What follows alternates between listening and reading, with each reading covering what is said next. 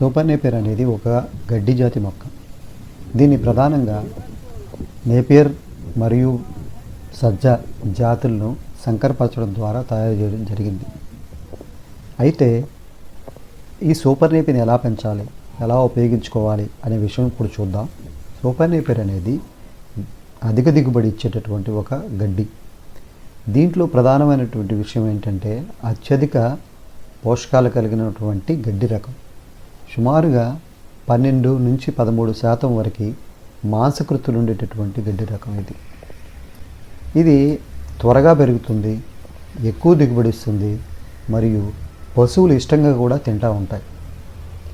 దీన్ని పెంచుకోవడం ఎలా అనేది చూస్తే కనుక ముందుగా మనకి నేలలో ఎటువంటి నేలలు పనికొస్తాయి? అన్ని రకాల నేలలు పనికొస్తాయి.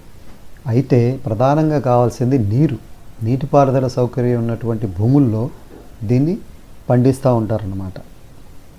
సో నీటిపారుదల సౌకర్యం గల భూముల్లో అన్ని భూముల్లో కూడా దీన్ని పెంచవచ్చు. ప్రధానంగా నీరు నిలబడినటువంటి భూములు దీనికి అనుకూలం. నీరు నిలబడితే ఏమవుతుంది అంటే, నీరు నిలబడితే కనుక ఆ గ్రోత్ అంటే రావాల్సినటువంటి ఈల్డ్ అంటే రావాల్సినంత దిగుబడి రాదు. తర్వాత మొక్కలు కుళ్ళిపోయే అవకాశం ఉంటుంది. సో నేలని ముందుగా దున్నుకోవాలి. తర్వాత మల్లుగా కానీ లేకపోతే సాళ్ళుగా కానీ ఏర్పాటు చేసుకోవాలి. తర్వాత ఒక 10 నుంచి 15 టన్నుల అంటే 3 నుంచి 5 ట్రాక్టర్లంతా పశువుల ఎరువును ఎకరం నేలలో చల్లుకోవాలి.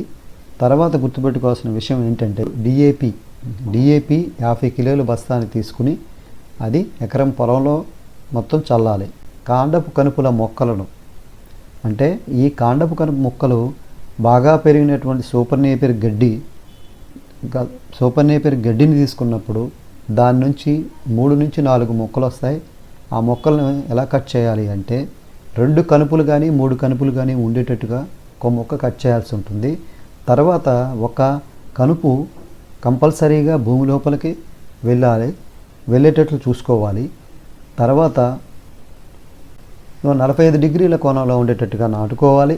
45 డిగ్రీల కోణంలో నాటడం వలన బాగా వేరు వ్యవస్థ బాగా డెవలప్ అయ్యి తద్వారా తొందరగా పెరుగుదలకు అవకాశం ఉంటుంది. ఈ మొక్కలు ఎంత దూరంలో పెట్టాలంటే మొక్కల కాండపు కనుపులను తీసుకుని వాటిని పెట్టాల్సినటువంటి దూరాన్ని బట్టే మనకు కావాల్సిన కనుపుల సంఖ్య నిర్ణయించబడుతుంది. ఎటు చూసినా 60 సెంటీమీటర్లు లేదా 2 అడుగుల దూరంలో పెట్టాలి. ఎందుకు ఇంత దూరం పెట్టాల్సి వస్తుందంటే తర్వాత పెరిగే క్రమంలో ఇవి దుబ్బు చేస్తాయి కాబట్టి ఇంత దూరం పెట్టాల్సి ఉంటుంది. ఒకవేళ మీ పొలం బాగా కండగలిగిన పొలం అయితే కనుక 1.5 ఫీట్ అంటే 1.5 అడుగు దూరంలో కూడా పెట్టవచ్చు. దాన్ని బట్టి మన కాండపు కనుపు మొక్కల యొక్క సంఖ్య నిర్ణయించబడుతుంది. 7,000 నుంచి 14,000 వరకు కాండపు కనుపు మొక్కలు ఎకరానికి కావాల్సి వస్తాయి. ఈ మొక్కలు 30 రోజుల తర్వాత వాటికి కావాల్సినటువంటి పోషకాలని అందించాలి. ఫస్ట్ 30 రోజుల వరకు మనం చూసుకుంటే కనుక కలుపు శుభ్రంగా తీయించుకోవాలి. అలాగే తర్వాత డిఏపి ముందు పొలంలో వేసేసాము అప్పుడే, కాబట్టి ఇక మిగిలినటువంటి ఎరువులు యూరియా 50 కిలోలు, తర్వాత మ్యూరేట్ ఆఫ్ పొటాష్, ఇది ఎర్రగా ఉంటుంది పొటాష్ అనేది, ఇది ఒక 20 నుంచి 25 కేజీలు.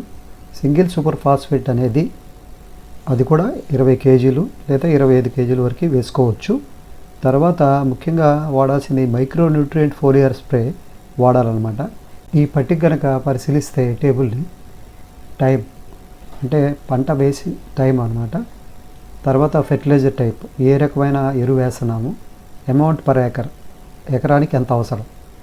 ప్లాంటింగ్ అంటే మొట్టమొదటిసారిగా మనం కాండపు మొక్కలు గుచ్చినప్పుడు వాడాల్సింది 10 నుంచి 15 టన్నుల పశువుల ఎరువుని వాడాలి.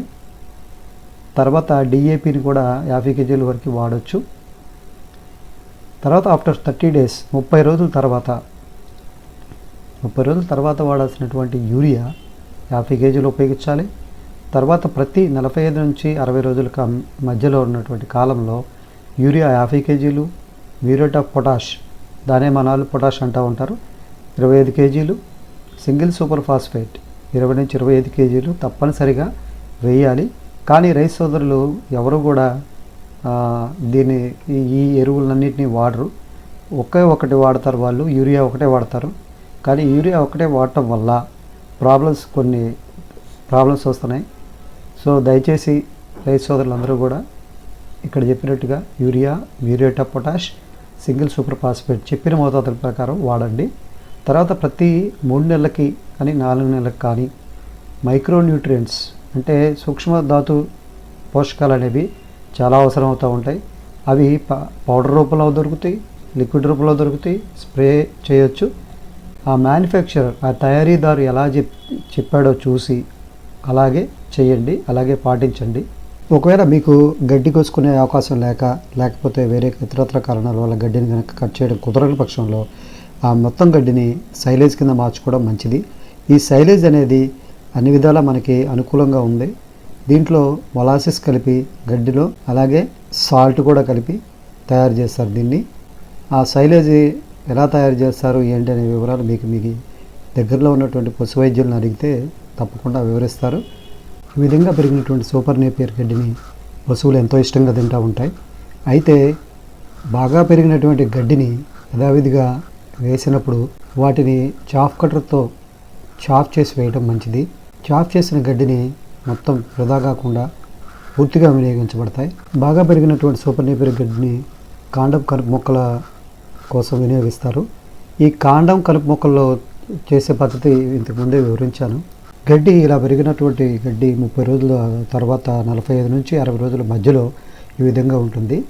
అయితే మనం ఫస్ట్ కోత కోసేటప్పుడు ముఖ్యంగా గుర్తుపెట్టుకోవాల్సిన విషయం ఏంటంటే 60 నుంచి 75 రోజుల మధ్యలోనే కోయాలి. ఆ తదుపరి వచ్చే ప్రతి కోత అంటే రెండో కోత నుంచి 45 నుంచి 60 రోజుల మధ్యలోనే కోసుకోవాల్సి ఉంటుంది.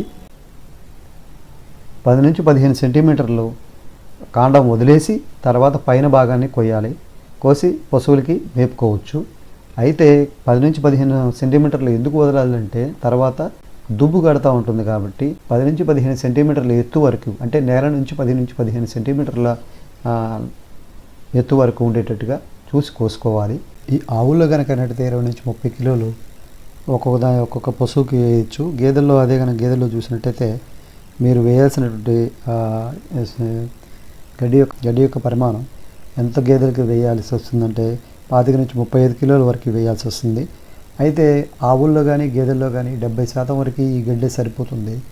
అధికంగా పాలిచ్చేటటువంటి ఆవులు కానీ గేదెలు కానీ ఉన్నట్టయితే ఒక 3 to 5 kgs వరకు కాన్సన్ట్రేట్ మిక్సర్ కానీ లేకపోతే ఉడకబెట్టినటువంటి సజ్జలు, మొక్కజొన్నలు, జొన్నలు లాంటివి యాడ్ చేయొచ్చు.